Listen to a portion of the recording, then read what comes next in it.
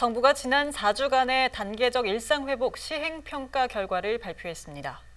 수도권은 매우 높음, 비수도권은 중간으로 평가했는데요.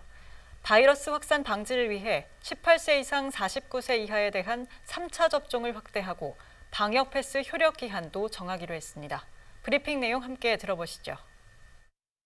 단계적 일상회복 이행이 시작된 지 11월 1일 이후 4주간의 1단계 운영기간이 경과함에 따라 단계평가 결과와 위험 요인에 대해서 보고를 드리겠습니다.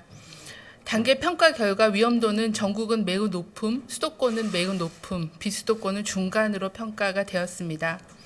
4주간 위험도는 매주 악화되었고 수도권은 2주 연속 매우 높음 상태입니다. 중환자실 등 의료 대응 역량이 한계치에 임박하고 있고 모든 선행지표가 상승하는 상황을 고려해서 특별방역 대책의 시행이 필요하다는 평가입니다. 다음은 주요 영역별 위험도 평가 결과를 말씀드리겠습니다. 먼저 대응 역량에 대한 지표입니다. 중환자실의 병상 가동률이 급격히 증가해서 11월 4주 전국 기준으로 70.6%였으며 수도권은 80.4%로 의료 대응의 한계치에 임박하고 있습니다. 11월 들어 60세 이상의 확진자 증가가 누적되면서 위중증 환자 수와 중증화율이 크게 증가하였고 병상 부담이 가중될 것으로 예측하였습니다. 다음은 의료 대응 역량 대비 발생 비율은 병상 가동률보다 좀 더 빠르게 증가하고 있으며 방역망 내의 확진자 관리 비율도 30.5%로 10월 대비 10%포인트 감소하여 지역사회 감염의 위험이 증가한 상황입니다. 두 번째 발생 지표입니다. 주간 사망자 수, 신규 위중증 확진자 수 등 모든 지표가 악화되어 상황입니다. 확진자 수와 검사 양성률이 지속적으로 증가하고 있어 확진자 발생을 억제하는 대책이 필요하다는 판단입니다. 다음은 예방접종 진행 상황과 접종률 제고 방안에 대해서 말씀을 드리겠습니다.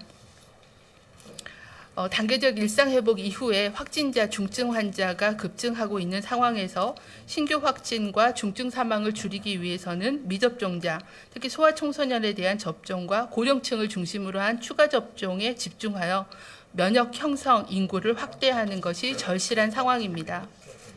미접종자에 대한 접종 필요성과 대책에 대해서 말씀을 드리겠습니다. 추가 접종의 대상을 18세에서 49세의 연령층으로 확대해서 기본 접종 완료 5개월을 기준으로 추가 접종을 받으실 수 있도록 하겠습니다. 12월 2일부터 사전 예약을 시작하고 자녀 백신 접종은 예약 당일부터 그리고 예약을 통한 접종은 이틀 뒤인 12월 4일부터 실시할 수 있도록 하겠습니다. 마지막으로 방역 패스의 유효기간을 설정하겠습니다. 방역 패스는 접종자 중심으로 단계적이고 안전한 일상 회복을 위해 도입되어 시행 중에 있습니다.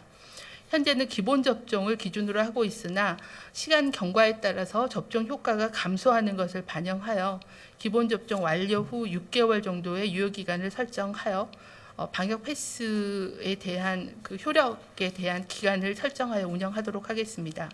추가 접종 시에 방역 패스의 효력은 접종 즉시 효과가 발효되는 것으로 적용하도록 하겠습니다. 보다 안전한 일상의 지속을 위해 6개월 기간 내에 반드시 추가 접종에 참여해 주시기를 요청을 드립니다.